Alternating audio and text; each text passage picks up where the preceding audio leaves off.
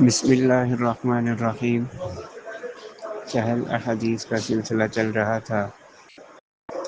الحمدللہ ہم نے 30 احادیث مبارکہ عربی متن اردو ترجمہ اور مختصر تشریحات کے ساتھ مکمل کر لی ہیں۔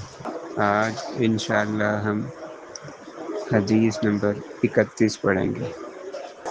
حدیث نمبر 31 کی عربی عبارت یہ ہے: وَاشْكُرِ اللَّهَ تَعَالَى عَلَى نِعْمَتِهِ۔ اس کا اردو ترجمہ یہ ہے کہ اللہ کا شکر ادا کیجیے اس کی نعمتوں پر، اور اس کا بامحاورہ ترجمہ یہ ہے کہ ہر حال میں اللہ تعالیٰ کا شکر ادا کیا کر، یعنی حکم دیا جا رہا ہے اس حدیث مبارکہ کے اندر کہ ہر حال میں اللہ تعالیٰ کا شکر ادا کیا کرو، اس لیے کہ یہ ضروری ہے۔